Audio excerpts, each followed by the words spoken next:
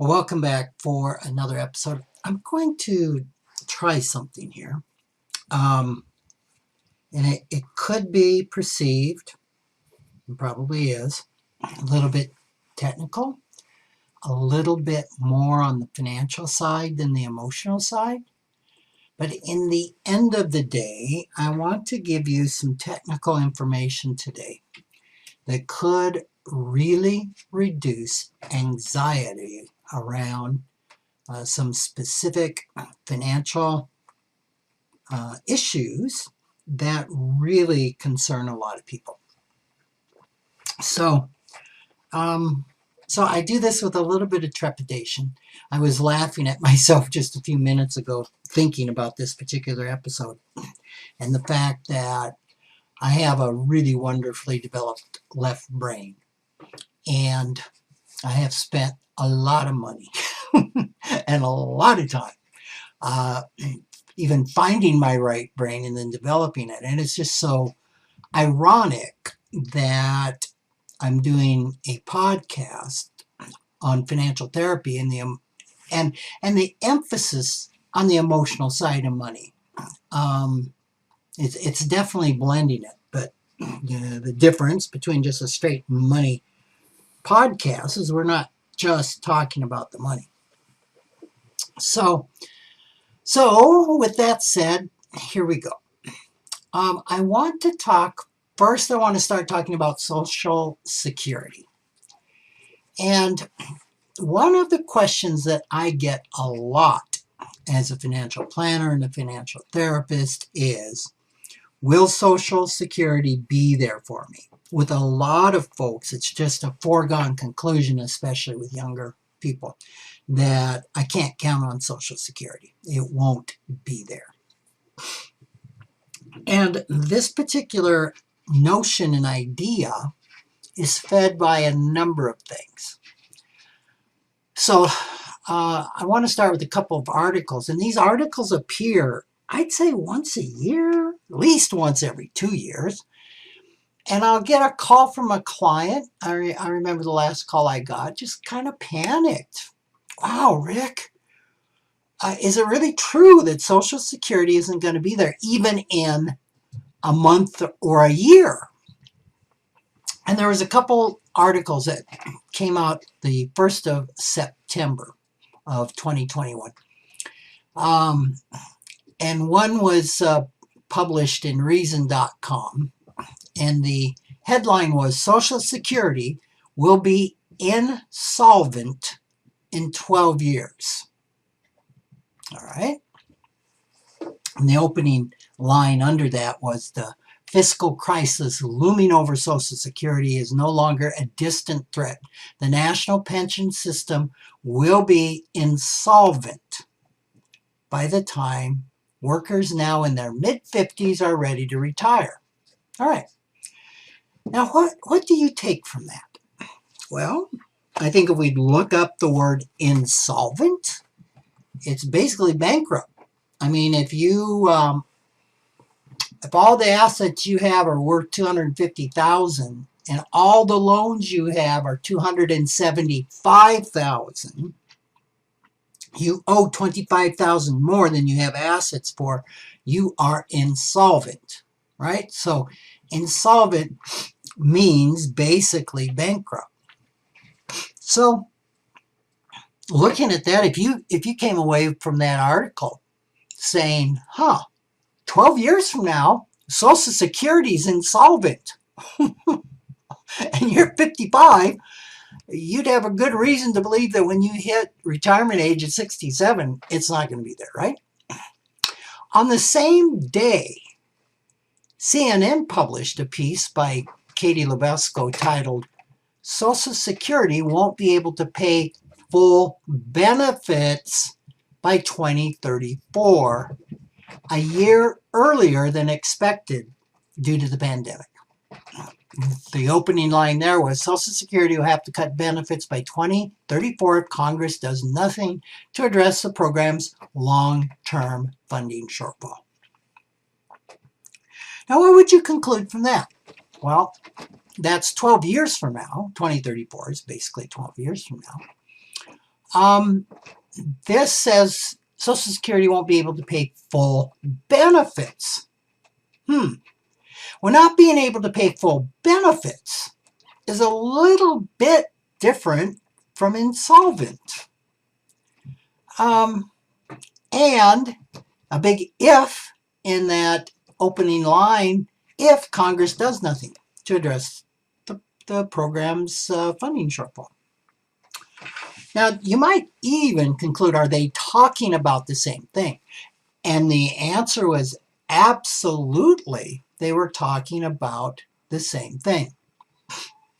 There was a press release, I think a couple of days before that Social Security put out. So they wrote these headlines and these stories from the same press release. Okay.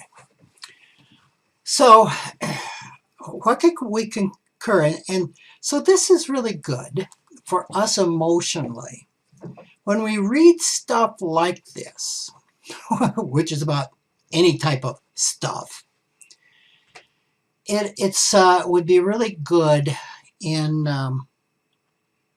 IFS terms to just get into self, which would mean to ground, because parts of us are really worried about this. There's parts of us that really believe, well, this must be true.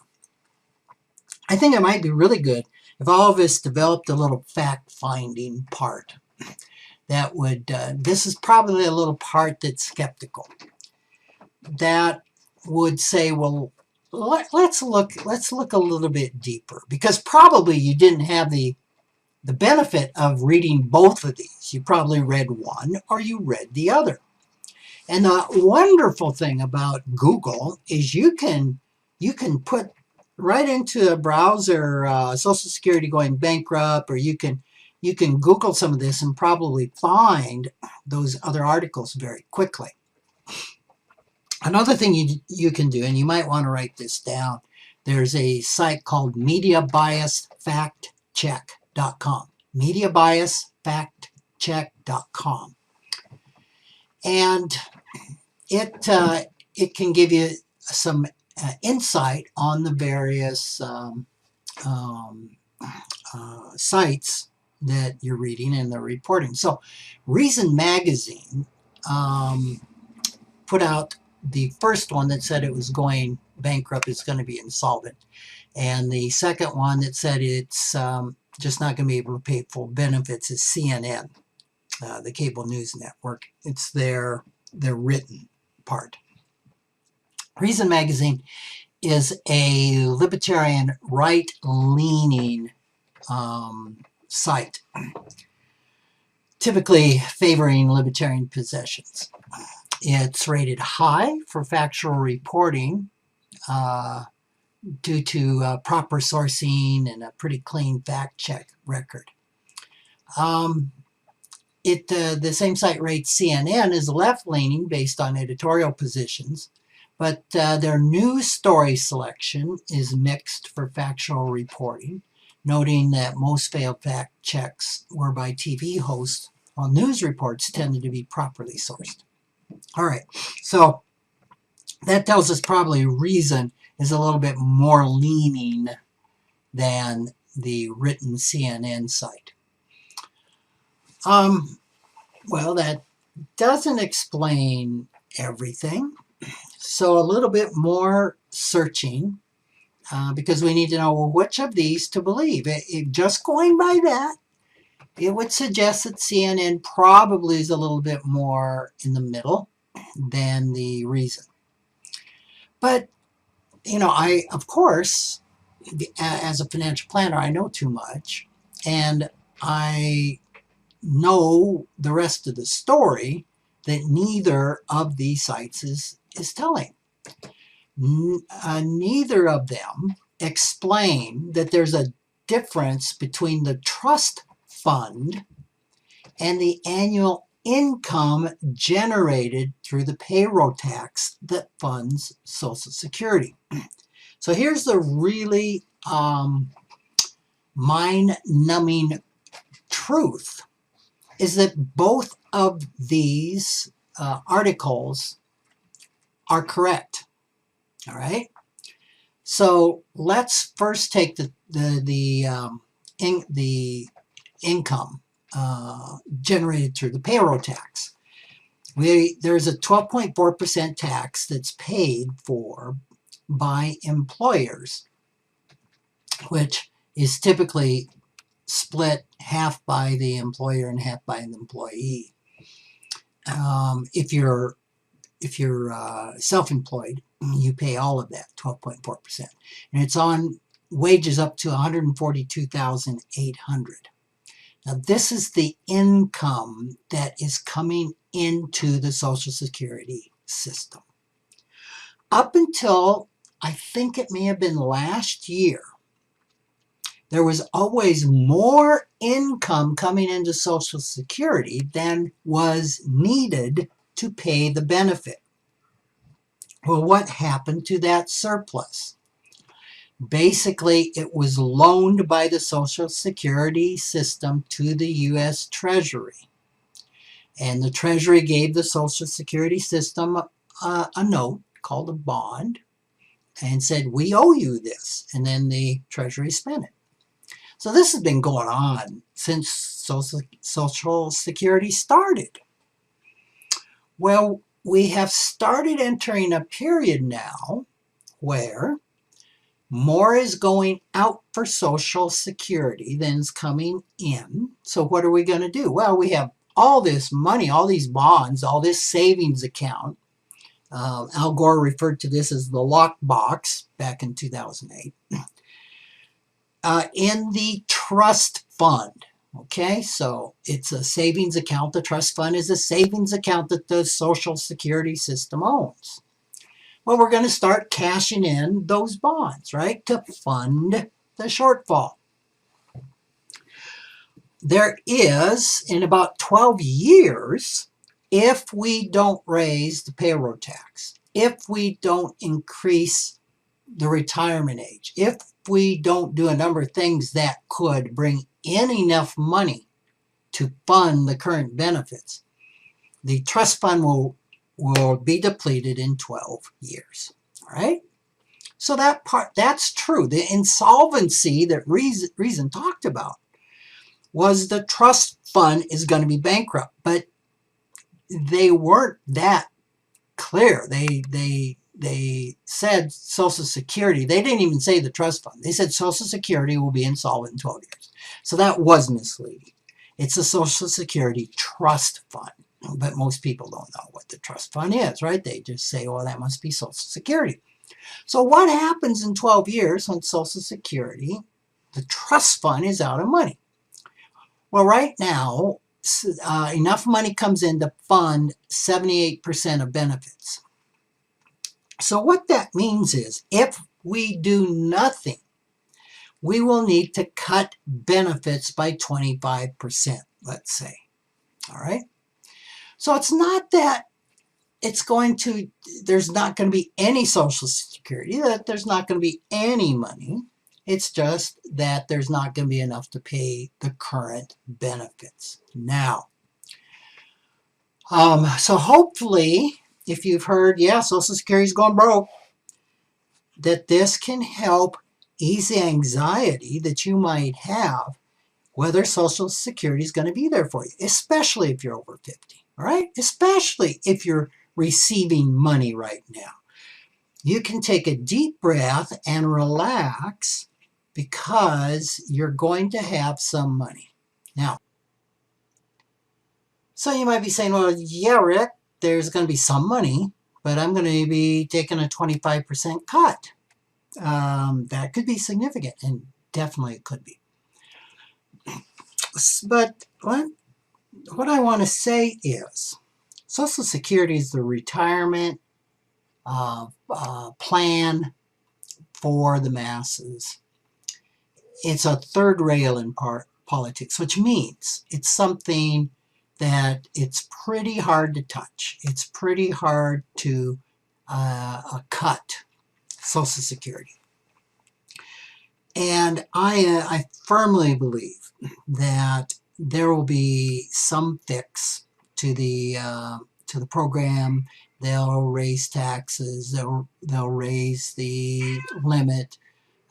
There's a number of things that they can do to fix Social Security that are not terribly painful. So personally, if you're over 50, I would say I don't think it's something to feel anxious about. I think you can just let the parts of you that are so anxious about this, if they are, know that the probability, the logic, the facts surrounding this would suggest a person's probably going to be okay.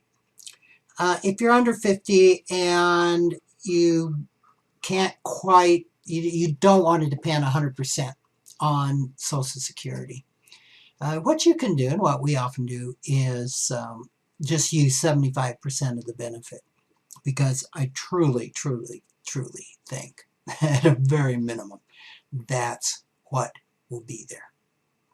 So that's what I wanted to say about Social Security to help your anxiety around Social Security. There's another topic that I want to give you some information on that I've written about in my columns, that goes further in reducing anxiety. And this would be around the national debt and around the money that the government's spending. And I don't know if I've referred to this in a podcast or not. I don't think I have. I have in my weekly columns.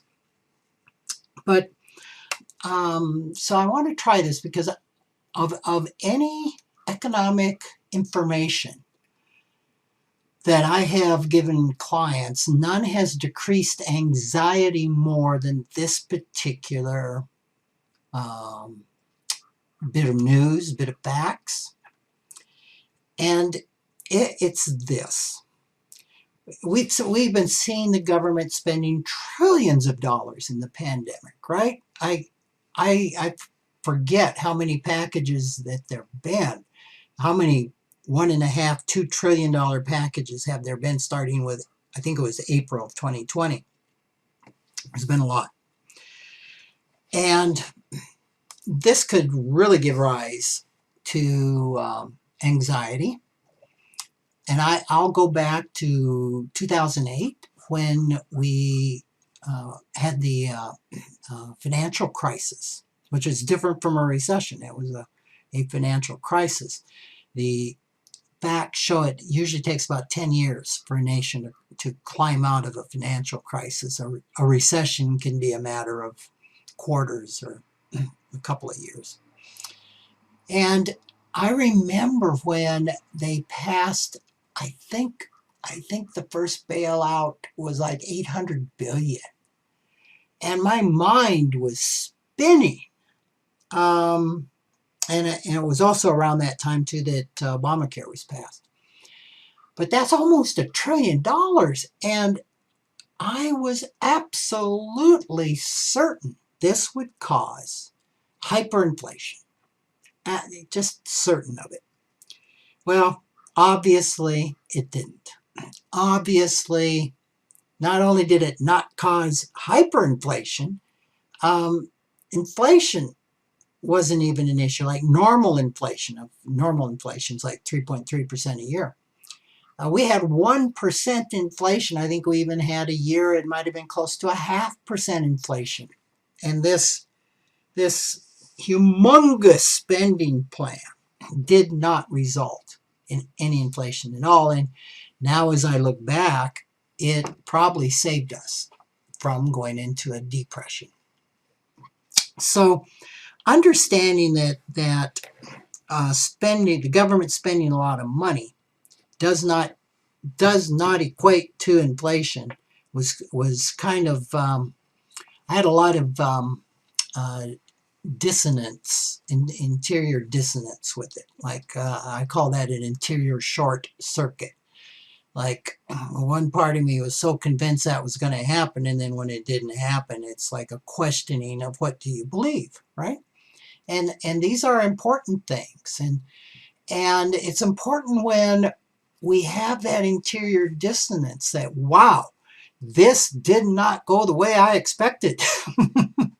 this this is confusing to me. It's raising the possibility I'm wrong, right? And what we're seeing in these days is when you think you're wrong, double down and be even more wrong. Now, that's a judgment, but that's what we're seeing, especially in the public square, is the last thing we want to do is to admit we were wrong. Well, I emotionally, I would suggest the healthiest thing to do is to absolutely admit we're wrong. In the Adult Children of Alcoholics program that I am in, one of the things, one of the tenets is when we are wrong, promptly admitted it, right? So I was wrong. And I learned something, and it took me quite a while to learn this. And here's what I learned. The federal deficit, federal debt, deficit is a 1 year shortfall. Debt is how much we owe, cumulative. The federal debt is very, very unlike any other debt. Let me explain this. You and I, dollars in, dollars out is really important, right? We need to really be sure that we live on less than we make, or certainly that we live on what we make. Because if we live on more than we make, that means we're borrowing dollars, right? And we can't go on forever doing that. We cannot. It's not sustainable. At some point in time, somebody's going to stop lending us money, and we will become insolvent, right? Bankrupt. The same thing is true for a company. A company can borrow, and can spend more than they're bringing in, but not forever. And maybe they can use up reserves or sell property, but at some point in time, if they continue to borrow, they're going to run out of good credit, which means they're going to run out of money, which means they're not going to have any money to pay their debt off, and they'll go bankrupt. The same thing is true for a city. The same thing is true for a county. The same thing is true for a state. But it's not true for the federal government. Why? The difference is the federal government can create money. The federal government owns a printing press that can print all the dollars that it needs. If you and I, if it was legal to print money, well, then we could borrow forever because we just print more money to pay off our debt, right? So the federal government, because they are a money creation nation, they're a nation that owns their currency, just like Britain is, China is, Japan. They all have sovereign currencies. They're sovereign money creators. The U.S. government can print all the money that it needs, as can any other country. Now, there's some nuances around this. If you know some about economics, you'll know, wait a minute, the Treasury has to borrow the money from the Federal Reserve, which is true. But where does the Federal Reserve get the money? They print it. They create it. It's keystrokes on a keyboard. So there's always money available. Also, if then you know something about how all this works, you'll say, yeah, but Rick, we got a debt limit, a debt ceiling. And if we hit that debt ceiling and they don't raise it, then we default. We can't print any more money. And that's exactly right. And there's never been a time that we haven't raised the debt ceiling. In fact, we're only one of, I think, 2 countries that have a ceiling on our debt. It's kind of silly when you have a fiat currency, which is what we have. It's more smoke and mirrors. So the federal government can print all the money it needs. It can print all the money it needs to pay the interest on the federal debt. It can print all the money it needs for Social Security. You could say, well, wait a minute. Yeah, but if the money coming into the Social Security program is only around 75%, where are we going to get the other 25%? Because we spent down the trust fund. Well, the trust fund was really a loan that the government did to themselves. It'd be like you owing money to yourself. All the government needs to do is pass new laws that says the Treasury will fund any shortfall in Social Security. Boom, done. So you may be scratching your head a little bit right now going, I don't know, this sounds a little bit, there's something wrong here. And the something wrong here is that you just can't create money forever. What's going to happen if you just print money? You could get hyperinflation. You could get inflation, right? So and this may seem like a nuance, but it's kind of important. Anytime you hear a politician say we're kicking the can down the road in the terms of we're putting debt on our kids, it has to be paid off. Or especially if you hear them say we're going to go bankrupt. We're going to go bankrupt as a nation. That is not true. But we could inflate our currency to the point that it is not as desired as it was. So the real key is inflation. Anytime any of these $1 trillion spending bills and $1 trillion infrastructure bills are passed, the real key are all the components in place that are going to trigger an increase in inflation. All right, I'm about out of time. That was a lot of technical. I am so sorry. And I am hoping that next time you hear they're passing trillions, they're spending trillions, that you can have some decrease in anxiety, that we're not going to go bankrupt. And if there aren't components that will cause inflation, it will be okay. Anytime the economy is not at capacity and has more capacity, it will be okay. If demand's low, there's a lot of things that go into this. But I just want to let you know it's not the same thing as when you and I are accumulating debt, right? If we could have a little availability to a printing press, it would sure help it out. So I know this has really been technical. I won't be technical next week. And if this was helpful in reducing your anxiety, I'd love to hear about it. So if you have a question, rick@rickkaler.com. Take care and look forward to talking to you next week.